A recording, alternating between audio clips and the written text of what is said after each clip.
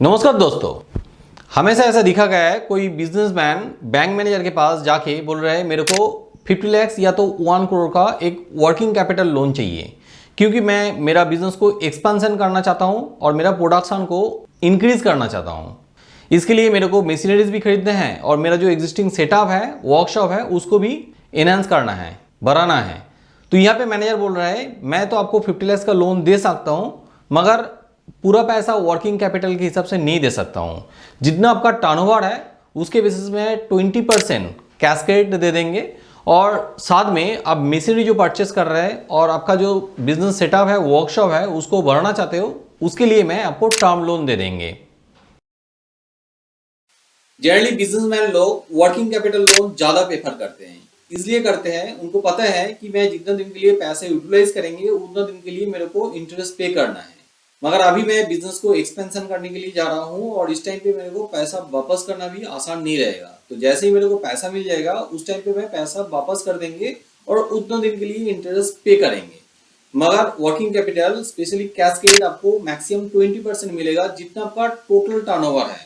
और कोई fixed asset purchase करना चाहता है या तो मशीनरी परचेस करना चाहता है, उस केस में आपको टर्म लोन लेना पड़ेगा। ये टर्म लोन होता है क्या और टर्म लोन के साथ कैशकेड का क्या डिफरेंस है, टर्म लोन लेने के लिए क्या डॉक्यूमेंट्स चाहिए, कैसे आपको टर्म लोन जल्दी मिलेगा, वो भी मैं बताएंगे। तो वीडियो एंड तक देखते रहिए। What is term loan? Fix time के लिए जो लोन दिया जाता है उसको ही टर्म लोन कहते हैं। ये टर्म लोन 12 महीने के लिए हो सकते हैं, 3-4 साल के लिए भी हो सकते हैं, इवन 10 साल के लिए भी टर्म लोन हो सकते हैं।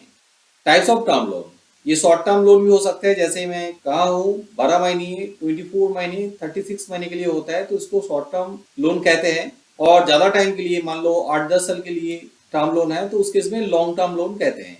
टर्म लोन अनसिक्योर्ड भी होता है, सिक्योर्ड भी होता है। जनरली अनसिक्योर्ड जो टर्म लोन है popularly known as business loan.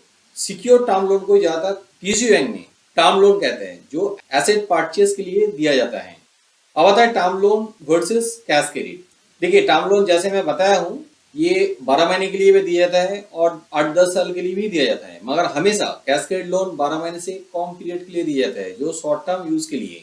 Term loan fixed asset purchase करने के लिए दिया जाता है, मगर cash credit loan day to day expense या तो ऑपरेटिंग कॉस्ट के लिए, बिजनेस को रन करने के लिए दिया जाता है। टर्म लोन जो एसेट का कॉस्ट है उसके अंदर में आपको 75% लेके 80% तक आपको मिल सकते हैं, मगर कैश क्रेडिट लोन जितना आपका टर्नओवर है उसके अंदर में 20% तक ही दिया जाता है। जनरली टर्म लोन का इंटरेस्ट थोड़ा कम है कैश क्रेडिट के अगेंस्ट में।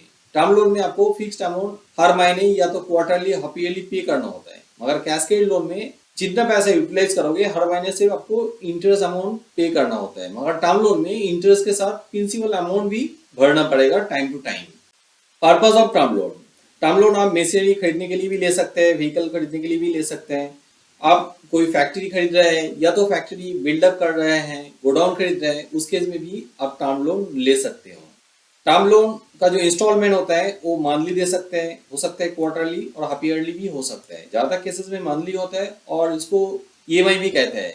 यहाँ पे आपको प्रिंसिपल पोर्शन भी देना है और इंटरेस्ट पोर्शन भी देना है। शुरुआत में आपको इंटरेस्ट पोर्शन ज्यादा लेते हैं और प्रिंसिपल पोर्शन कम लेते हैं। जैसे जैसे आपका ईएमआई का टाइम बढ़ते रहेगा उस टाइम पे आपका प्रिंसिपल पोर्शन ज्यादा लेगा और इंटरेस्ट भी वहाँ पे कम होते रहते हैं, मगर एक फिक्स्ड अमाउंट हमेशा आपको पे करना होगा। मार्जिन मनी, देखिए आप कोई मशीनरी खरीद रहे हैं या तो कोई प्रॉपर्टी खरीद रहे हैं तो उस केस में हो सकता है आपको 15% से लेकर 20% मार्जिन मनी देना पड़ेगा। ज्यादातर केसेस में आप पीएसयू बैंक से कोई मशीनरी खरीदने के लिए लोन लोगे तो वहाँ पे वो लोग बोल सकते हैं कि 15% से लेकर 20% आप खुद इन्वेस्टमेंट करो। मगर कोई नॉन बैंकिंग फाइनेंस कंपनी जहाँ पे जल्दी से लोन मिल जाता है, मगर वो लोग बोल सकते हैं कम से कम आपको 25% आपको इन्वेस्टमेंट करना है, हम लोग ज्यादा से ज्यादा 75% तक लोन देंगे। इंटरेस्ट रेट फिक्स्ड भी हो सकते हैं और फ्लोटिंग भी हो सकते हैं, मगर हमेशा याद रखना है प्रिंसिपल और इंटरेस्ट दोनों एक साथ आपको फिक्स्ड अमाउंट पे करना है, या तो मंथली, क्वार्टरली और हाफ ईयरली। अब आता है documents required for term loan. क्या क्या डॉक्यूमेंट्स आपको चाहिए? नॉर्मली बिजनेस लोन लेने के लिए जो डॉक्यूमेंट्स देना पड़ता है यहाँ पे वही डॉक्यूमेंट्स देना होता है, जैसे कि proof of identity, proof of business and residential address, proof of business registration, proof of income, proof of existing facilities, original quotation of the machinery. आप मशीनरी लोन के लिए ये टर्म लोन लेना चाहते हैं तो उस केस में ओरिजिनल कोटेशन भी आपको देना पड़ेगा। चलिए देखते हैं इसके बारे में डिटेल में समझ लेते हैं। जैसे कि प्रोप्राइटरशिप कंपनी हो तो उस केस में जो प्रोप्राइटर है, पार्टनरशिप कंपनी में पार्टनर और प्राइवेट लिमिटेड कंपनी में डायरेक्टर के लिए आईडी प्रूफ देना है। यहाँ पे आपको पैन कार्ड देना पड़ेगा। पार्टनरशिप कंपनी में पार्टनरशिप डीड देना होगा, साथ में कंपनी पैन कार्ड भी देना है। और प्राइवेट लिमिटेड कंपनी, वहाँ पे भी पैन कार्ड देना पड़ेगा, एमओई, एओए और सर्टिफिकेट ऑफ इनकॉर्पोरेशन भी आपको देना होगा। Proof of business and residential address. देखिए जितना सारा डायरेक्टर है, पार्टनर है, प्रोप्राइटर है, तो उस केस में उनका एड्रेस प्रूफ भी देना पड़ेगा। एड्रेस प्रूफ के लिए Aadhaar card, voter ID card, driving licence या तो पासपोर्ट आप दे सकते हो। मगर अभी जहाँ पे रहते हो करंट एड्रेस में ऐसा कोई डॉक्यूमेंट्स आपको नहीं है तो उस केस में आप इलेक्ट्रिक बिल या तो प्रॉपर्टी टैक्स रिसीप्ट भी दे सकते हो, आपका नाम पे रहे तो। प्रूफ ऑफ बिजनेस रजिस्ट्रेशन, ये बहुत इंपॉर्टेंट डॉक्यूमेंट्स है, जैसे कि ट्रेड लाइसेंस, पीटेक्स रजिस्ट्रेशन, उद्यम आधार रजिस्ट्रेशन सर्टिफिकेट, ये भी आपको देना पड़ेगा। Proof of income, last 6 month bank account statement. कुछ बैंक में हो सकते हैं आपको 1 साल के लिए बैंक स्टेटमेंट मांगे। इनकम टैक्स फाइल आपको देना है, जनरली 3 साल का आईटी फाइल देना पड़ता है। कुछ बैंक में हो सकता है कि 2 साल का आईटी फाइल मांगे, मगर ये आईटी फाइल ऑडिटेड होना चाहिए। कम से कम सीए अटेस्टेड रहना चाहिए और साथ में यूडी नंबर रहना चाहिए आईटी फाइल में। आईटी फाइल में profit and loss account, balance sheet और कंप्यूटेशन भी रहना है। आपका बिजनेस में जीएसटी इंप्लीमेंट है तो उस केस में आपको जीएसटी रजिस्ट्रेशन सर्टिफिकेट देना होगा और साथ में 1 साल के लिए आपको जीएसटी रिटर्न भी देना पड़ेगा। आपको कोई एग्जिस्टिंग लोन चल रहा है तो उस केस में आपको उस लोन का सैंक्शन लेटर, साथ में लोन अकाउंट स्टेटमेंट देना है। आपने रिसेंटली कोई लोन क्लोज करवा दिया है तो उस केस में आपका नो ड्यूज सर्टिफिकेट भी देना पड़ेगा उन पर्टिकुलर लोन के लिए। जैसे मैं पहले बताया हूँ, आप कोई मशीनरी खरीदने के लिए टर्म लोन ले रहे हैं तो उस केस में आपको ओरिजिनल कोटेशन देना पड़ेगा और ये कोटेशन वैलिड रहना चाहिए, करंट डेट का होना चाहिए और उसमें सारा डिटेल लिखा रहना चाहिए। आपने कोई एसेट खरीद रहा है, यानी कि फैक्ट्री या तो गोडाउन या तो कोई ऑफिस खरीद रहा है तो उस केस में उन प्रॉपर्टी का जो लीगल और टेक्निकल पेपर्स है वो देना पड़ेगा। कुछ केस में ऐसे भी होता है, कोई कॉस्टली मशीनरी खरीद रहे हैं और वहाँ पे बैंक एडिशनल कोलेटरल मांग रहा है, जहाँ पे आप एक एडिशनल कोलेटरल के हिसाब से आप आपका घर दे रहे हैं या तो आपका फ्लैट बिल्डिंग दे रहे हैं, तो वहाँ पे भी आपको लीगल डॉक्यूमेंट्स और टेक्निकल पेपर देना पड़ेगा ताकि वो वैल्यूएशन वो लोग चेक कर पाए, बैंक उसको वेरिफिकेशन कर पाए। अब आता है टर्म लोन आपको जल्दी से कैसे मिलेगा। देखिए टर्म लोन जिस बैंक से आप लेना चाहते हो, पहले उस बैंक का जो एलिजिबिलिटी क्राइटेरिया है, क्या डॉक्यूमेंट चाहिए, ये पहले पता कर लीजिए और सारा डॉक्यूमेंट्स को एक साथ रेडी करवा लीजिए, क्योंकि लोन एप्लीकेशन करने के बाद आपको किसी में रुक जाए कोई डॉक्यूमेंट की वजह से यहाँ पे बहुत ज़्यादा टाइम लग जाता है। तो पहले आप सारा डॉक्यूमेंट्स को रेडी कीजिए, उसके बाद ही आप अप्लाई कीजिए। देखिए आप कोई भी लोन एप्लीकेशन करोगे सिविल स्कोर चेक किया जाता है। यहाँ पे टर्म लोन लोगे तो यहाँ पे आपका सिविल स्कोर भी चेक किया जाएगा और क्रेडिट रैंक भी चेक किया जाएगा। क्रेडिट रैंक मतलब आपका कंपनी के लिए जो सिविल स्कोर होता है उसको सिविल रैंक कहते हैं। तो ये सिविल रैंक 1 से लेकर 5 के अंदर में होना चाहिए, तभी कोई पीएसयू बैंक आपको टर्म लोन देगा।